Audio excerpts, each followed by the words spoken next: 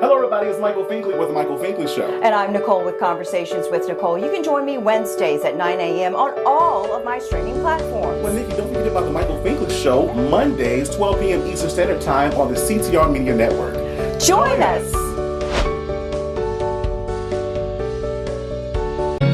It's alright. Hey family, it's gospel artist Marcus Jordan, and you're watching The Michael Finkley Show. Everything, it will be okay. It's finally here. My brand new single, Biggest Dream Come True. Now available on all streaming platforms.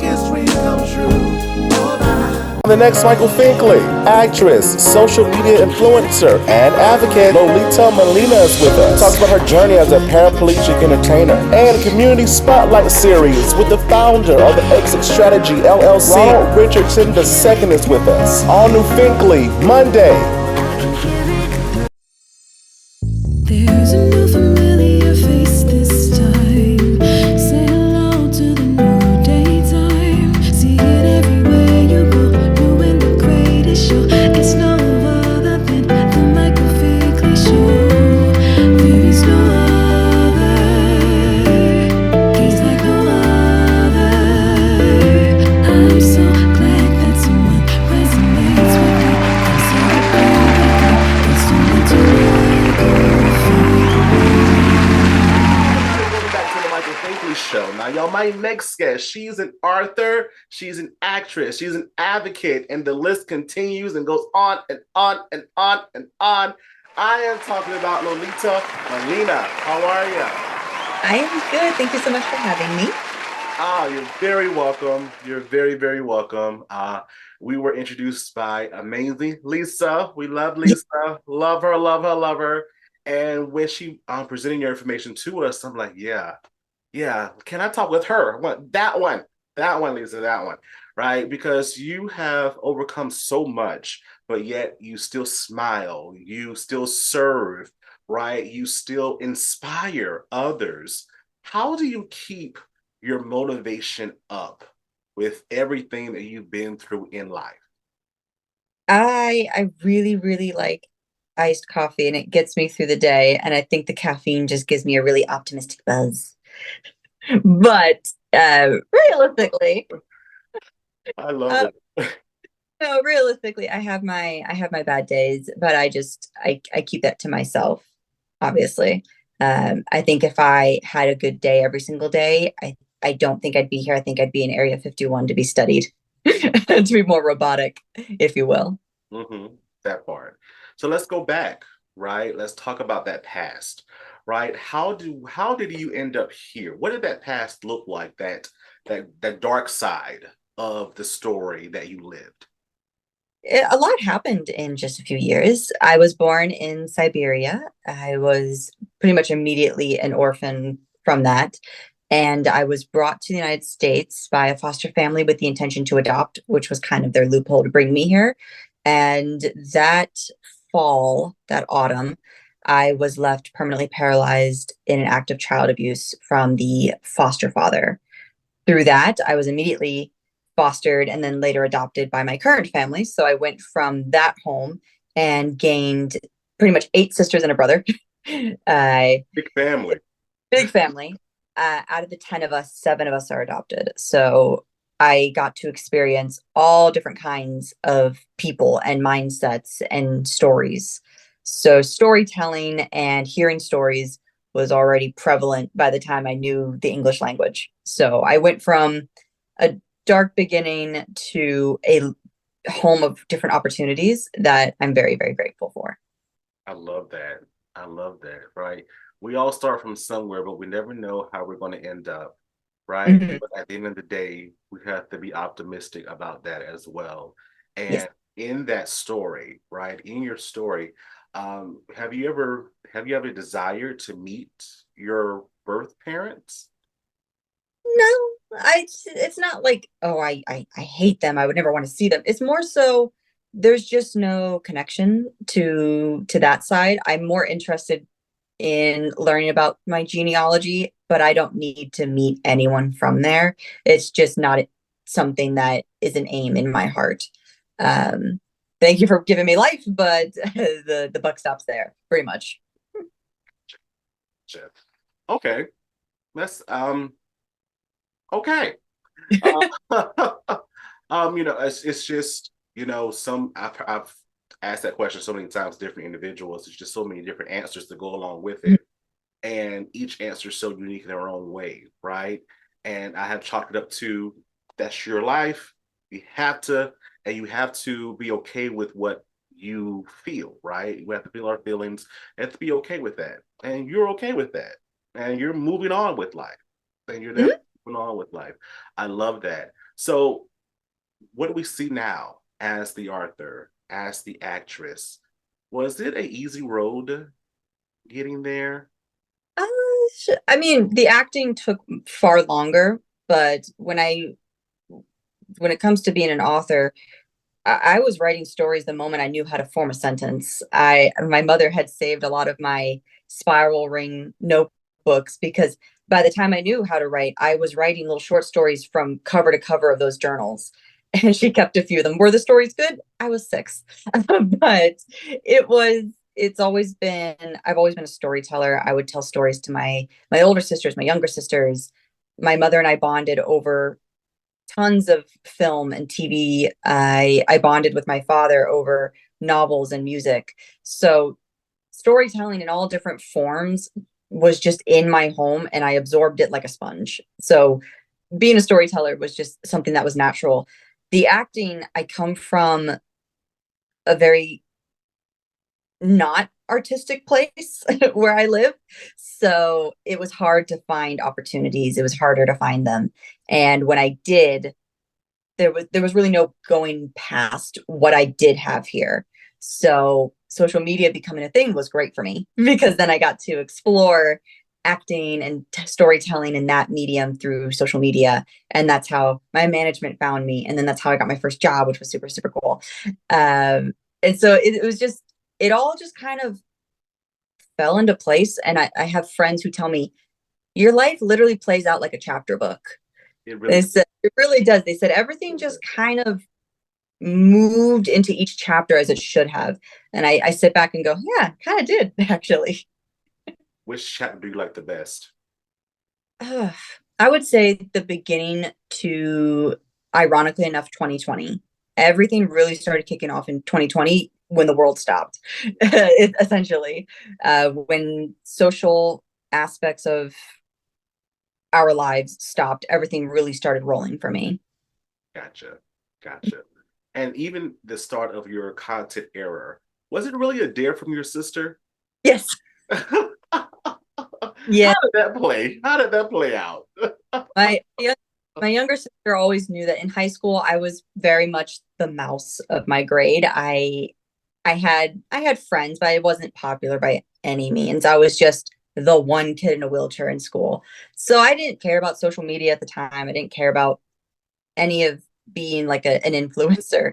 So my sister noticed that I was scrolling through Musically at the time. And she said, I bet you that you couldn't keep the account going for a week without getting bored. Because it was true. I didn't really care about running an account and making content weekly. So I said, you know what? Fine, whatever. I have pride. I can do it. Ah. So I did it. And then I think that was the exact week that TikTok bought Musically. And that's when everything started changing because I didn't care about the Musically concept. I didn't really care about what Musically was. So I really wasn't going to keep the account and continue posting content. But TikTok, I really liked its form. I loved its algorithm even back then. And big content creators at the time noticed me. They reposted my stuff and it was off to the races. Boom, boom, boom. And you said before, that's how you were discovered to land this amazing role, major project, right? Yes. That got you noticed, right? What was that experience like for you? I didn't, I'm an idiot. And when I was first when I was first auditioning for things, it was when self-tapes were really taken off because again, it was right when the big COVID was pretty much crashing down on this country. And I would get a ton of submissions for little things, big things. And I was still trying to find my niche in the audition world. And I stopped reading who was making what projects. And I would just read the script, audition, send it through, call it a day. So I didn't know it was by such a large company, let alone a few large companies. So I did the audition. I said, okay, whatever. I didn't think I was going to get it. So I was chilling with a friend. We were watching TV and I got a phone call from my agent who said, can you fly out there tomorrow? Because the country they're filming in is going to close down. So I had to be really quick. And I think it was by the time I got to the airport, I found out who was making the film. And I had to call my agent and go, are you effing with me? Are you screwing with me right now? That these people are making this movie? And he said, did you not read the email? And I said, no, no. So now I read the emails. That was my first big lesson. To read who's making what. That was a lesson learned. But being my first big production, I had done short films, indie films. I've done very, very small things. I've done theater. But to be on a professional set was just, it was so cool. I didn't know how else to really word it. And it was a cool learning experience because I had the team come up to me and they were too accommodating. Because I'm someone who was raised by boomers. I was raised by old school people. Basically, I was taught if there's something that's not already accessible, you find your way around it and you don't beg for accommodations if you can find your solution. So they were so accommodating that I told them, I can do these things, on my own. It's fine. So it was a cool learning experience from professionals. And they said it was equally a learning experience because they're not used to people like me being on their sets. So it was really intriguing. And I liked all the lessons that I learned. Gotcha. And since that experience, what has been going through your mind now? Like, oh my gosh, what's next?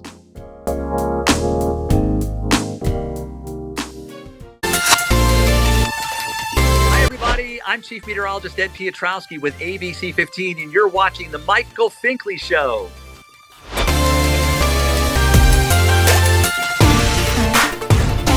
Next, Finkley, Arthur, and TED Talk speaker Bernard J. Owens Jr. stops by, and he tells us what's next. Plus, Community Spotlight Series, all new Finkley, Monday.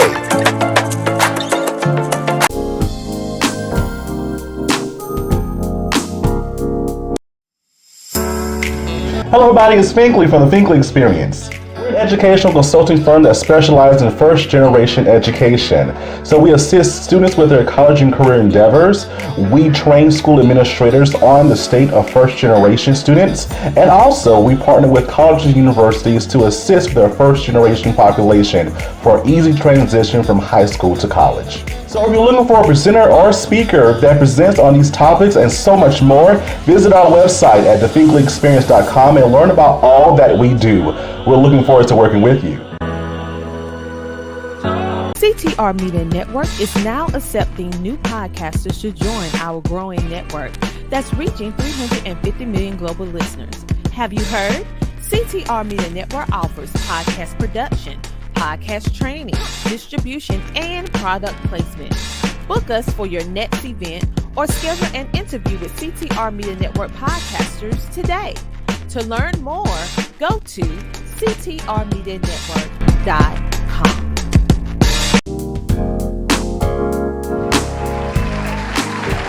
And since that experience, what has been going through your mind now? Like, oh my gosh, what's next? Pretty much, because I don't get as many auditions as my peers and friends who are in the industry because of my wheelchair. So while I don't get as many auditions a month or every other month, I do get big roles because, if you're going to write a character in a wheelchair, it's going to be a pretty notable character. They're going to be not just in one scene, they're going to be supporting actors. And so I was so astounded by the different roles that I would just get in my emails, and I'm going, oh my goodness, this is so cool seeing these companies making these projects. So I just can't wait for things to blow over and to see who gets what, even if it's not me. I love seeing, I always will go through IMDb and I'll check who got which parts I tried out for. because I'm curious to see who got it. And I'm curious to see if it's also a wheelchair user that I can go follow on Instagram. Wow. Do you see that because you're in a wheelchair? Do you see that you're connecting with this completely different network enacting of individuals that are also in wheelchairs? Well, not even just as an actor, but as a social media content creator. I befriended a lot of really cool people in this wheelchair world, if you will. I attended a convention in July for people in wheelchairs. My friend, she hosts it, and I finally got to make it out there, and it was really interesting to see because growing up, I just had my sister who was also in a wheelchair. She was the only other person I ever knew growing up, like me. So it was a different world wheeling into the ballroom and just seeing little kids wheel past me, and they're in wheelchairs that are made for them, like their actual size. Because growing up, I had an adult size wheelchair and I had to grow into it for like 7 years. So it was so cool to see, because I was on another planet basically up until I went to that convention. I had no idea the advancements that were made since I was a child. So it was really different to see. Wow. Another level, right? Yes. Definitely another level. Are you proud of yourself at this point in your life? Gee, thanks for the therapist questions. Like, so how do you think about that? I am proud to say that if I had to look in a mirror and see 12-year-old me, I think she would not believe it. Because I would say 12 to 14 was some of the worst years of my life. And I think if she saw it, I I think she'd have like a mini stroke of joy. I don't know if that's the right phrasing, but I would say she'd be very astounded. I love that. I love that. I'm going to follow with another therapist question as well. What is your next biggest dream? I would say when I think I was drinking with a friend and we were doing random Google searches, and I wanted to know, it popped into my head, how many disabled people have won Oscars. And so I was looking into it because I was curious. And I noticed a paraplegic has never won an Oscar. I think the top three people, one was deaf, and then I think two were amputees.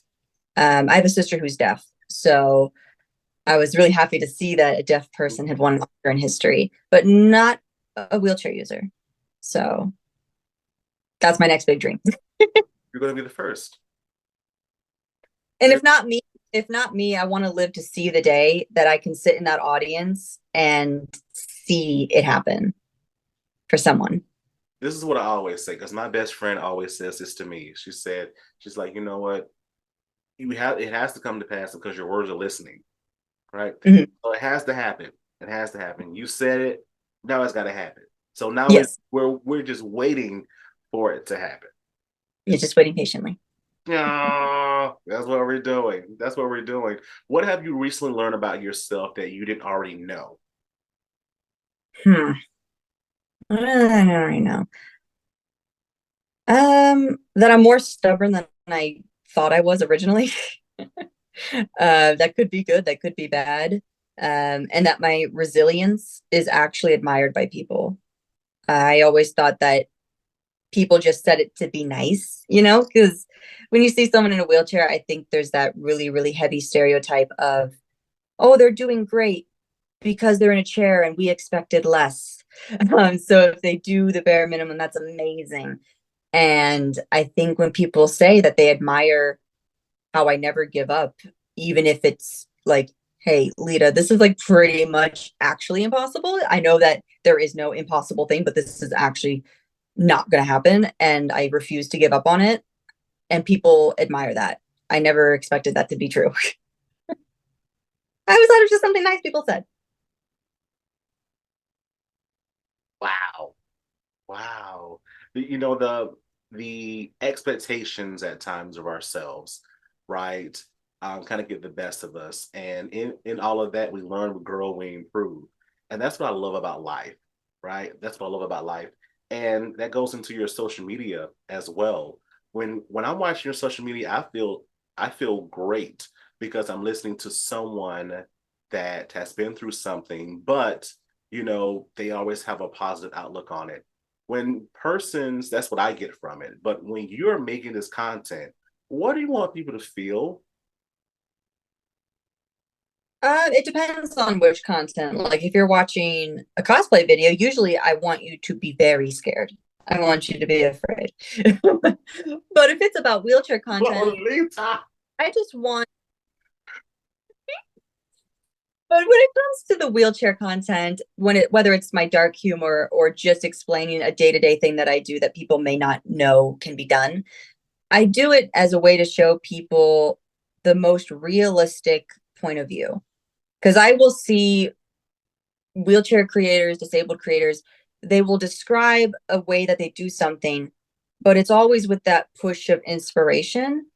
And I'm just someone that doesn't care enough. Because it's like, oh, they want to see how I drive? Sure, I'll show you how I drive. Easy. I'll make a video about that. Sure. But it's just that. I just show how I drive. Or if it's a dark humor thing, I want people to laugh because I only ever make fun of my own miscomings, unfortunate shortcomings, if you will.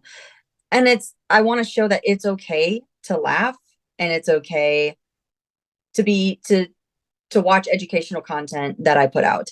But I never try to seek those, she's so brave because of the wheelchair and she drives. She's so brave because she's pushing to be an actor or an author. It's like, no, I just want to share what's going on in my brain, whether it's dark, spooky, happy, sad. I just want to blurt out what's on my brain that day.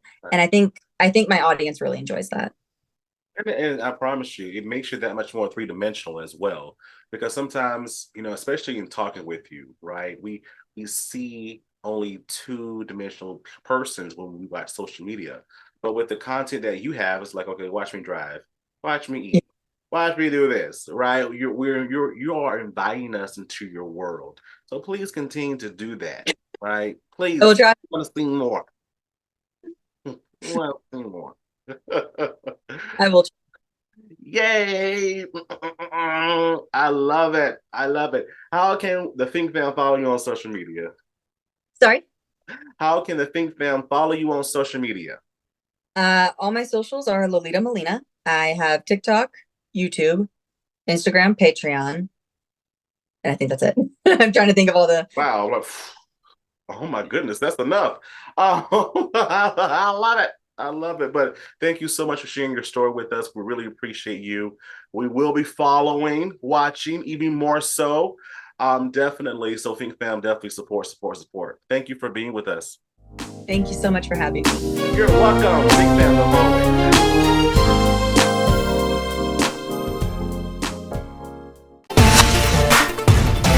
always. Director Ryan Givens on the Michael Finkley Show. And if you ain't tuned in here, I don't know what you doing, cause this boy good.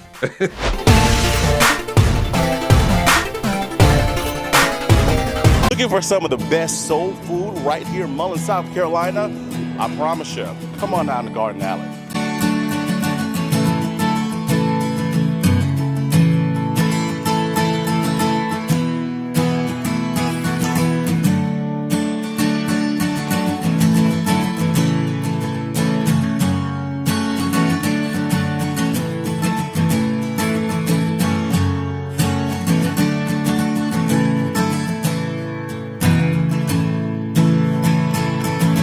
Our great salad's fabulous. Our water gains, our potato salad, our chicken is fresh. Macaroni and cheese is salted to perfection. I haven't found anything that's not great. Best ever. Banana pudding, cakes, pies. Yeah. Selection is huge. Garden Alley is an awesome place to eat. I really love it. Come by and see the amazing staff at Garden Alley, downtown Mullins. Hi guys, welcome to Awaken. We wanted to serve the city of Mullins. We are church owned and we felt like a coffee shop was such a huge need in the city of Mullins. There's nowhere for people to just come, get a cup of coffee, sit with friends, maybe do some work on the laptop. And so we feel like it was a service that we could give back to the city. Well, our hope is that people will feel calm, that they'll feel welcome, that it'll be a place where they can come and just clear their mind. We come here twice a day. That's how good their smoothies, their coffee, their lattes, frappes, delicious. I would love the atmosphere here. If I had time to come and just sit and relax, I would. It's awesome. One thing that I really love about it being here is just the cozy environment. It's so inviting. I can come in here and I can get my schoolwork done, a good coffee and a good meal. But I'm just really thankful that they're here and that I have a good place to go. We're open Tuesday through Friday from 7 a.m. to 2 p.m. and Saturday from 8 a.m. to 2 p.m. Awaken Coffee Bar, downtown Mullins. Hello, everybody. Welcome back to the Michael Finkley Show. Now, y'all, my next guest, y'all, he is family, near and dear to my heart, but he's doing some incredible things in the community and assisting others when it comes down to their finances and just informing persons when it comes down to financial literacy. Y'all, he is a great guest for our Community Spotlight series here on the Michael Finkley Show. He is the founder of the Exit Strategy LLC. He is none other than my cousin. I call him Richie, but the world knows him as Ronald Richardson II. How are you? Michael, thank you so much for having me. I will not tell them what your nickname is. Because listen, you can go ahead because I share everything with the big fam. You follow me, Michael. I'm like, oh my gosh, who is that? Like, I know. It's so weird. Somebody behind me is like, what in the world? It's weird, but it's weird.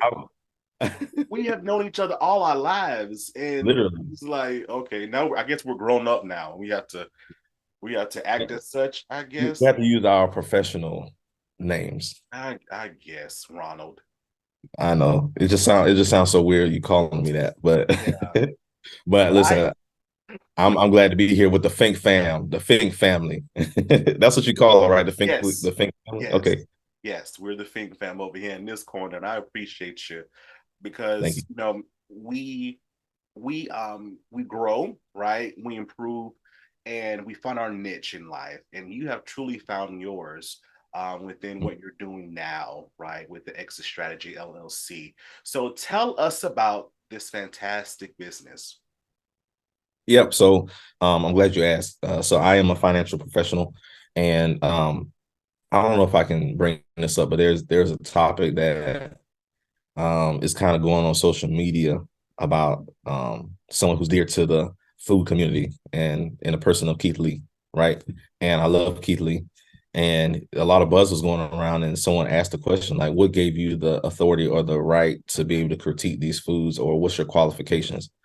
I mean, the man is qualified to do what he does. He has over 14 million followers. So what other qualification do you need? So I say that I am qualified to do what I do, to be a financial professional, because I'm a former branch manager at the largest regional bank in Virginia. So although I'm from South Carolina, I now reside in Virginia, been here for 8 years. And so with that, yes, for 8 years, it's been almost a decade. So I'm coming up on 9 years. So I've been here. I've been in the finance industry, started off as a banker at the bank, and actually worked my way up pretty quickly. In a year and a half, I became the branch manager. So I did that. And I ran a branch. So I do have some credentials, right? So I do have some credentials that I can share that people can trust me. So I've been vetted, right? So with that being said, I wanted to take my expertise in that field and to be able to educate. So I'm also a youth pastor as well. So praise God. Thank you. Hallelujah. Amen. So I'm a youth pastor at my local church, and, and I wanted something that I can have my youth do during the pandemic. So during the height of COVID, when it kind of settled down just a tad bit, down in around about November, we still had the stickers on the floor and everything like that. And we still had the mask, and we had to be 6 feet apart, and we still had to limit our amount of people that would be at the event. But I wanted to do something to give them a real life simulation, a scenario to what to expect whenever they exit their parents' home. I wanted to be able to give them a strategy so they can be good stewards over what God gives them, and not just financially or monetarily, but also the gifts that God gives us, right? We also hear, in the scripture that our gift makes room for us, and God also gives gifts without repentance. So all of us have a gift, but I teach them how to use that gift, and then using that gift and thinking about it now rather than waiting until they're senior in high school and trying to take the first round of SAT or ACT, and they have to have a certain score to get into the school of choice that they want to get into. So I started it in 2020, and it actually expanded from there. So I've been doing it several times since then, and I just don't do it for teenagers. Now I do it for adults.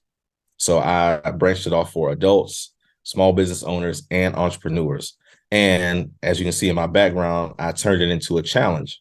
And the reason why I call it a challenge is more than just a course, but I want to challenge the way that you think about finances. Because when it comes down to finances, I always talk about money, and another word for money is currency. That word currency is universal. So if you go to each country, their money is called something different. We have the USD, which is the US dollar here in America. You go somewhere across or overseas, then that name for their money is going to be something different. But at the end of the day, it is still currency. So with that being said, I like the word currency because it relates to a current. And a current is something that is in a stream or a body of water. And if you swim against the current, they tell you don't do it. But if you swim against the current, then it has the potential and the ability to drown you. And a lot of people are drowning in their finances because they are swimming against the current. They're swimming against the flow that has already been established. So yeah, that's why I started it, and that's why I do what I do. I want to educate people, and we all are responsible for what we hear. So now that I have this information, I've heard it over the years, I've done it, I've been in it. Now I feel it's my responsibility to share. Like, first of all, my mind is blown because I've never heard in that sense before. I feel that if we hear it more in the sense that we will understand, I'm literally drowning because I'm swimming against the current when it comes to my finance. I'm like, oh my gosh, well, I don't want to die, so let me try to get this money thing right. Like, right. I love that wording. I really do, and I feel that as far as youth hear more of that, even adults, right? We hear more of that. It's just like, okay, this makes it real. This makes it real for us. What type of trends have you seen thus far when people come to you and they're like, you know what, Ronald, I need assistance in this, or when you're doing your workshops, they're like, you hear these different war stories. What type of trends do you hear when it comes to finances from different individuals? Yeah, so I've heard it all, right? Because again, being inside the branch, I've seen people and I've helped people who have a lot of money and some who don't have as much money. Some who live paycheck to paycheck, scratching and surviving, just like, the old theme song of Good Times. And I had individuals that had millions, hundreds of thousands and millions of dollars in the bank. So I've seen some people that need my help for different reasons. And some of it too is it doesn't matter how much money you have. People want more money. They just want more of it, right? So if you don't have a lot of money already, you want more money. If you have a lot of money, you still want more of it. So I've had individuals often come to me, and even now, some of them want to skip steps, and they want to they feel like they want to get to a certain place, but they haven't met the criteria yet. If I can use that as an example.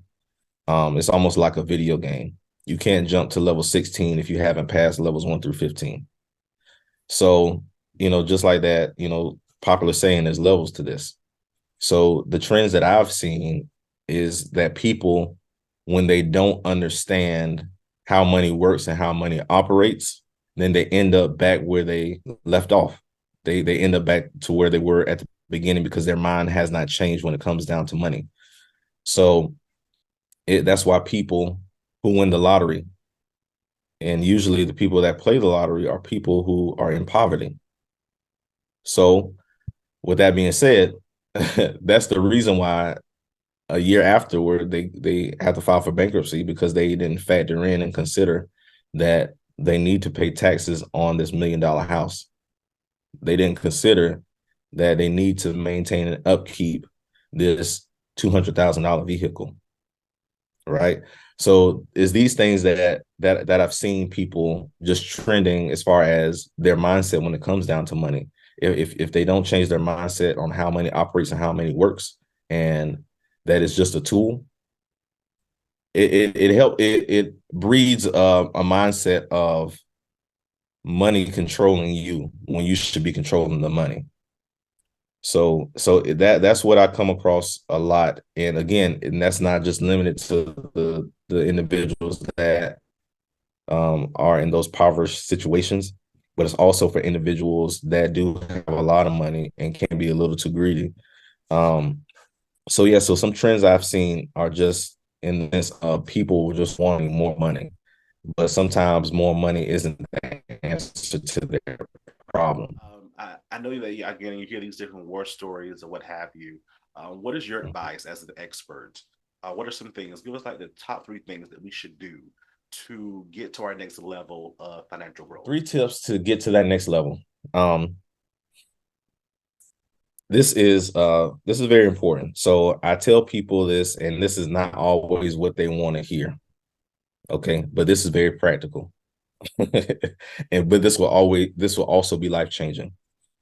So if you don't like these 3, ask me again, I'll give you a different 3. But I break my business down or my challenge down into 3 parts and 3 segments. It's very simple, and it's 5 days, and each day is cohesive and consistent with these 3 points: explanation, intention, and objective. So I'm gonna give everyone that's watching this, we're all at different parts of our financial journey. I don't know where you are, but if you're watching this, I want to challenge you to do these 3 things. I want you to give an explanation of why you even need money in the first place. I want you to find the intention and your intention behind money and having money or currency. And I want you to understand and realize what is the objective of money. What is the current objective that your money is using in your life now? Is it just, are you caught up in a circulation, which is another word for circulation, is a cycle where you go to work, get paid, and then you pay your bills and then go back to work again, where you know you hate your job and you're stressed out? So find the explanation, find the intention, and then you find the objective when it comes down to money. And I guarantee you, your mind will shift as it relates to your money and you take back control. Then we can start with things like, how can we increase your cash flow? How can we have the best budgeting tools and the best budgeting tips? How can we make smart and wise investment decisions? But we can't get to that until we tackle those 3 things, those 3 practical things. And so explanation, intention, and objective. So those are just 3 tips that I'm going to give you to explain. And it needs to be an explanation to the point where you can even tie it into your purpose. Because if you can explain your purpose to the point where you don't have to explain it, then you've done the work already. So how can the Think Fam join the challenge, and how can we follow you on social media?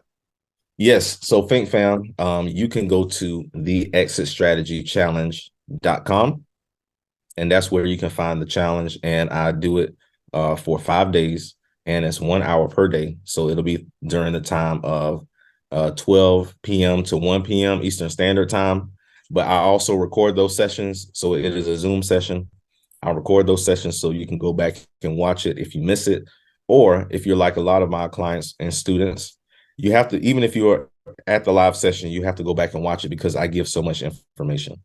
So just like you were doing this earlier when we started the show, that is, just imagine an hour of that. That's what it is.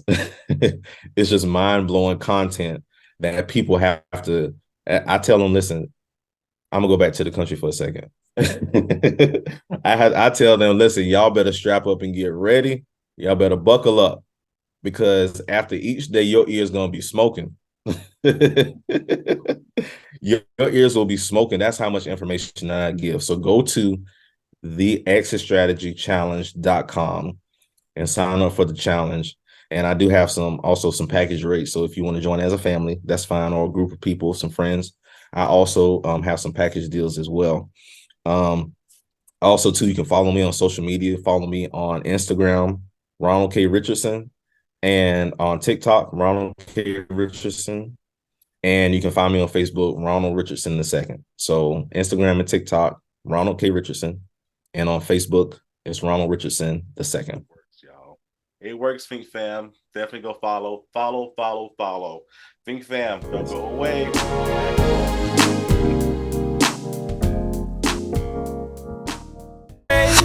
Down the fast lane. Hey y'all, I'm artist Billy Stonecipher, and you're watching The Michael Finkley Show. Like a freight train down the fast lane, we're coming. Next, Finkley, Arthur and TED Talk speaker Lord J. Owens Jr. stops by, and he tells us what's next. Plus, Community Spotlight Series, all new Finkley Monday.